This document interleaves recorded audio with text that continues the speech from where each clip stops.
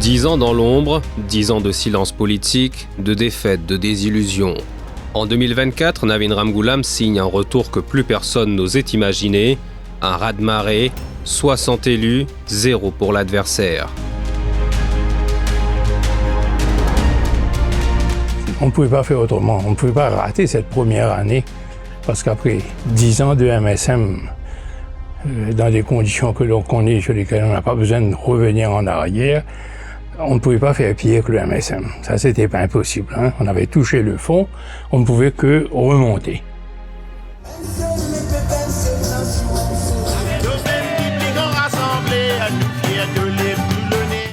Pour ses partisans, c'est la renaissance d'un homme et d'une vision. Pour ses détracteurs, un retour d'un autre temps. 1 an plus tard, les promesses se heurtent à la réalité du pouvoir.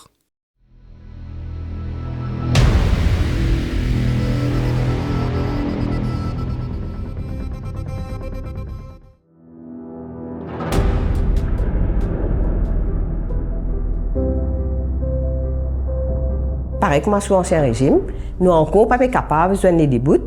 Quand nous allons au supermarché, nous avons dit que tu peux remplir, n'est plus rempli. Nous payons bien plus l'argent, donc vous n'hésitez pas comme ça même. Et nous avons dit, pour dire ça, oui, mais ben, food court rempli, etc. Mais food court rempli qui fait? Parce que si vous avez un loisir, je profite pour venir faire une commission et que là, je passe un petit moment, une fois par mois. The NPC unanimously decided to raise the key rate by 50 basis points from 4% per annum to 4.5% per annum at its meeting today. Mais le fait reste que nos paniers n'est plus rempli et que l'argent que nous gagnons n'est plus suffisant. Et ça, tout le monde s'y bien dit. Donc, je tenais devant eux un gouvernement qui a l'écoute, nous comprend que la population peut dire que la vie n'est pas facile, mais nous pouvons faire un maximum pour soulager. Quand nous mettons ça subside là, dit les formules pour bien 245 roupies, 94 sous, le prix maximum qui vous gagne droit à vendre. Un commerçant pour gagner droit à vendre moins cher si il l'est, mais il n'est pas pour gagner droit à vendre plus cher que ça prix qui nous peut dire là. Les espoirs d'un changement immédiat s'étiolent dans la vie quotidienne. La promesse d'un nouveau départ se confronte à des réalités anciennes. Ce sont des personnes de la classe ouvrière qui travaillent très dur et aujourd'hui, ces personnes attendaient à avoir leur pension dans un futur très proche, mais à cause de cette réforme de la pension, donc leur pension sera décalée par plusieurs années et donc ils seront appauvris de plus de 2 millions. Il y a beaucoup de projets qui sont un petit peu en panne parce que bon, mais on ne peut pas trop en vouloir à ce gouvernement. Est-ce qu'il s'attendait à ce 60-0? Est-ce qu'il s'attendait à une victoire? C'est difficile. En fait, ils ont commencé à penser à gouverner le pays après le 11 novembre 2024, quand ils étaient sûrs de gagner largement, quoi, hein. Après 1 an, pas sûr du tout qu'ils aient jouir d'une forte cote de popularité. La grande chance qu'ils ont là, c'est qu'au niveau de l'opposition, il a une grande faiblesse au niveau de l'opposition qui s'est pas encore remis de ce 60-0 du 11 novembre dernier. Et puis aussi, bien sûr, le fait qu'ils ont numériquement les contrôles de la tête et des épaules, l'Assemblée, l'hémicycle. Donc forcément, ça aide énormément. Donc quand on a une question embarrassante au niveau du Parlement, forcément, ça aide. Il est vrai que le gouvernement vient avec le Price Stabilization Fund pour essayer d'apporter une réduction à ban produits de base. Le Price Stabilization Fund nous servit pour finance le prix du carburant, c'est-à-dire diminuer un peu ce qu'on appelle les prix des produits de carburant. Ça peut apporter un effet multiplicateur dans l'économie. Plusieurs voix, mais un constat, la promesse d'un renouveau est freinée par la mécanique complexe du pouvoir et par l'héritage laissé par 10 ans de gestion précédente.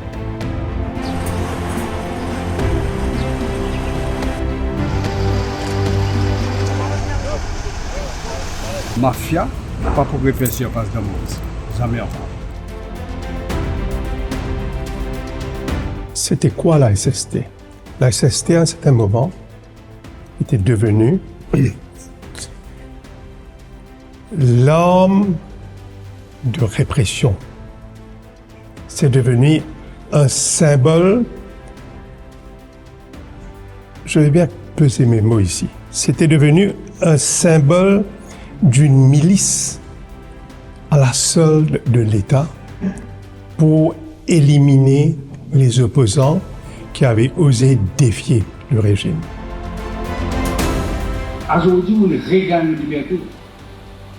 Grâce à nous, qui étaient confisqués pendant 10 ans, tout le monde oubliait ça. Entre liberté d'expression retrouvée et rivalités internes, le gouvernement navigue à vue. Le style des leaders, différent, crée à la fois tension et complémentarité. Moi-même, je ne suis pas satisfait avec toute la nomination.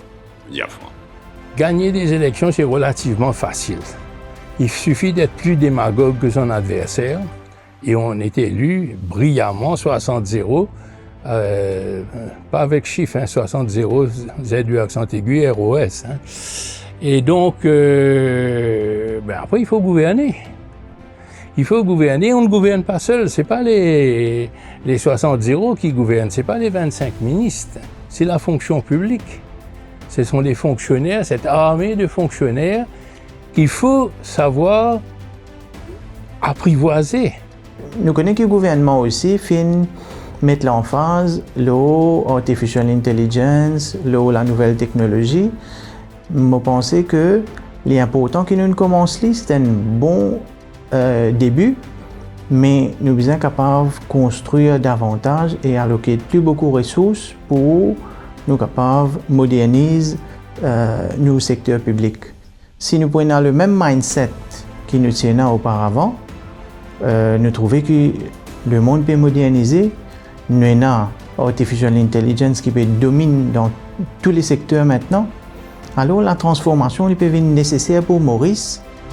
Pour le moment, on n'a pas vraiment trouvé une orientation claire et nette. Donc à nous dire que sa première année, c'était une année peut-être de tâtonnement. Nous espérons qu'il, dans le futur, à partir de la deuxième année, nous trouvons vraiment une stratégie très claire qui se dégage. Même si nous trouvons beaucoup d'effets positifs dans le sens, il y a beaucoup de réformes qui peuvent enclencher, notamment au niveau du judiciaire, qui est extrêmement positif. Nous trouvons une réforme politique qui commence à être en chantier, qui est extrêmement positif. Il y avait une instrumentalisation du CP, commissaire de police par le pouvoir, pour déclarer une guerre contre le DPP.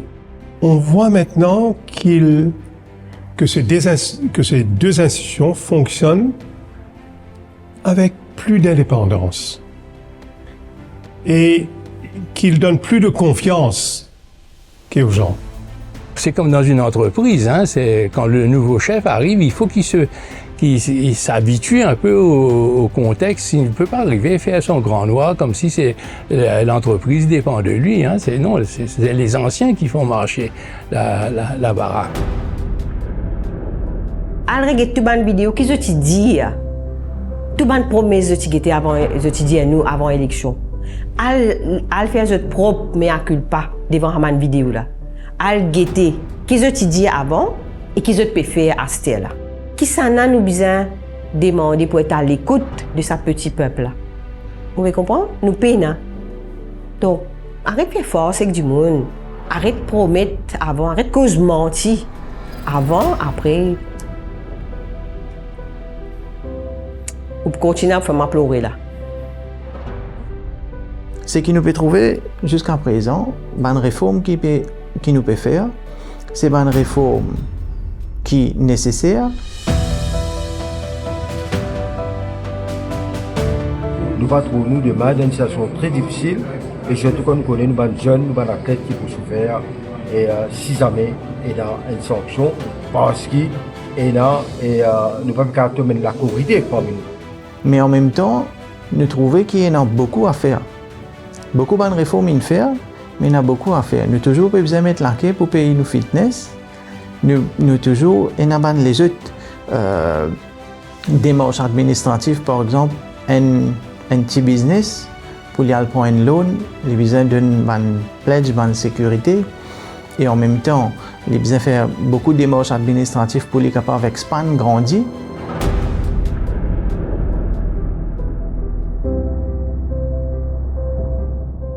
4 000 roupies rent to earn, 4 000 roupies monthly, pour donner nous la possibilité, personne pas pour être laissé pour compte, nous pour donner l'opportunité à tout le monde pour capable devenir propriétaire. Liberté retrouvée, mais fragilité persistante, entre espoir et désillusion, la population observe et jauge. Gouverner à la place du Premier ministre, il veut être vizir à la place du grand vizir, et ça ne peut pas marcher. Un gouvernement ne peut pas avoir deux capitaines. Aucun bateau ne peut marcher avec deux capitaines. Vous ne pouvez pas avoir deux chauffeurs dans un même véhicule. Personne ne pensait à ça. Mais là, aujourd'hui, on a eu un faire-part de divorce. Quand on a deux dimoun avec deux caractères, de manière de fonctionner complètement différents, on ne peut pas dire qu'il y a vraiment un style. Bon, c'est pas plus mal non plus. Le fait qu'il y en a deux dimoun complètement opposés qui est à la tête du pays, peut-être c'est complémentaire, peut-être. Donc il faut déjà trouver le bon mode de travail. Et pour le moment, on pensait que c'est pas encore le cas, même si ça avait très bien commencé au début. Mais après, bon, on trouve une friction qui finit là.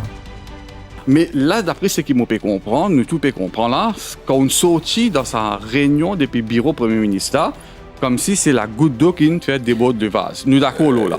Mais tout le monde a envie de connaître Kishobigo, qui nous demande de faire comme ça, qui est bizarre de démissionner. Ouais, et là, fait que moi pas radio qui Béranger finit dans le conseil des ministres. Ok, bon, moi je connais. Ou pas dans le conseil des ministres. Bon, pas dans le conseil des ministres, mais si finit dire moi qui l'ai dit. Ok. Ok. Bon, pas à la fin des choses. Mais mon époux dit où il met le couteau en bas, ban likou, ban travail.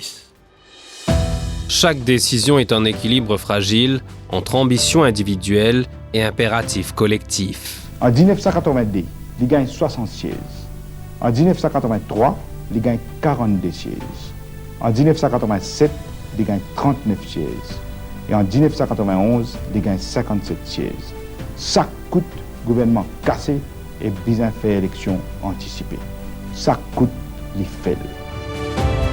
La population est avertie qu'il y aura éventuellement un divorce entre Béranger et Navin Ramgoolam. Même s'ils se réconcilient demain, aujourd'hui vous êtes remis ensemble, bon, c'est comme n'importe quel couple qui commence à battre de l'aile.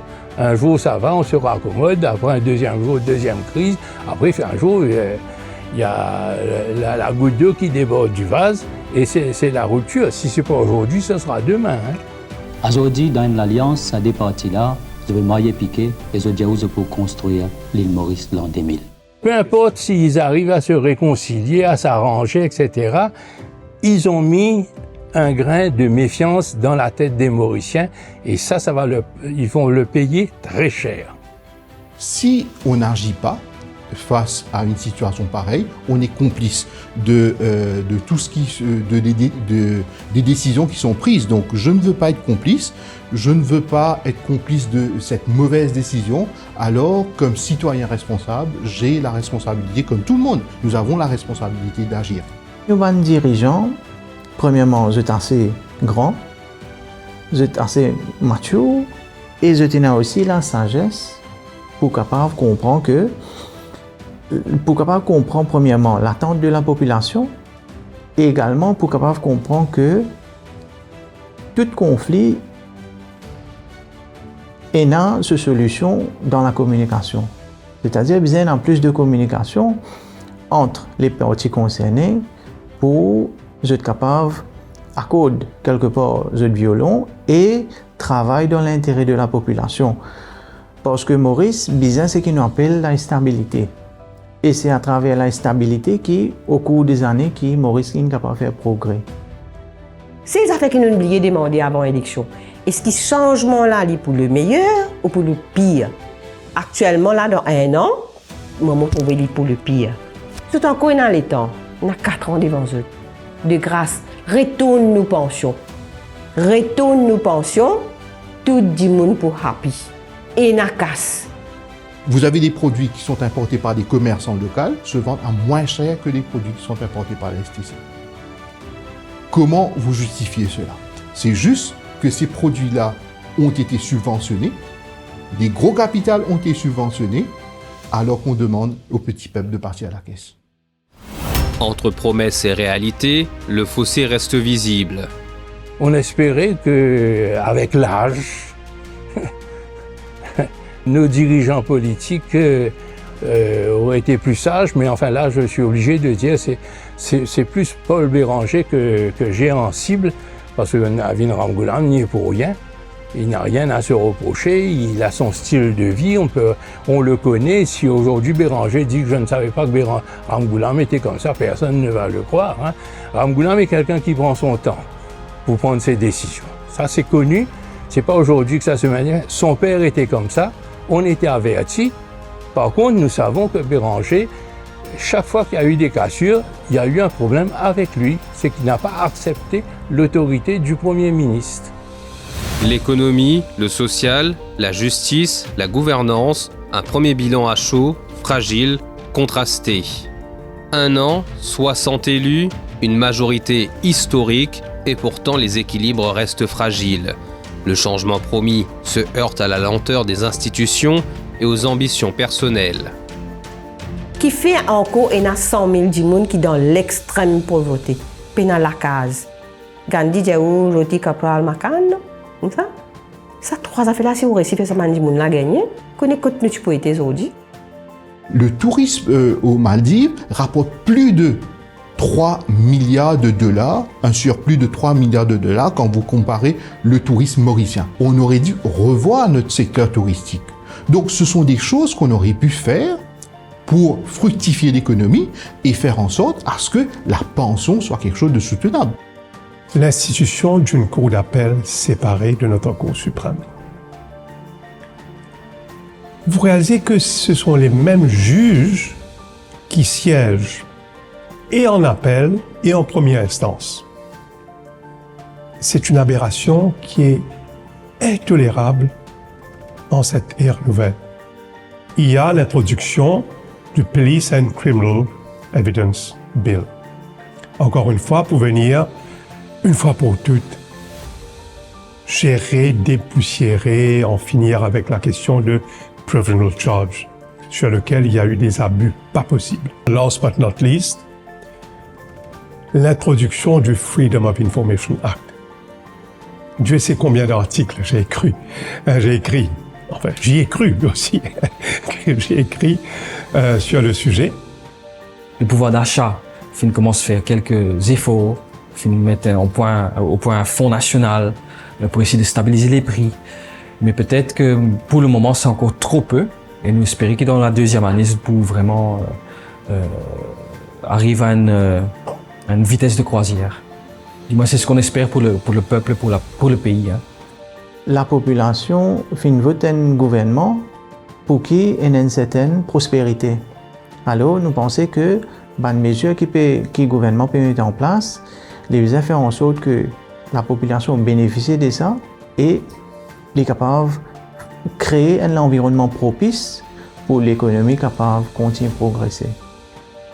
C'est les fonctionnaires de l'époque, surtout Diane Baron-Chauvet, qui a fait comprendre. Ensuite, il y a eu aussi tout le mouvement travailliste, Boudou, Satram Boulel, Ringadou, Ramgoolam, qui ont soutenu Gaëtan Duval, qui ont soutenu Anirudh Jagannath en lui faisant comprendre qu'au cabinet, ça ne peut pas être Béranger qui coupe, qui tranche. Il n'est qu'un ministre. S'il n'est pas content, il prend son chemin, il part.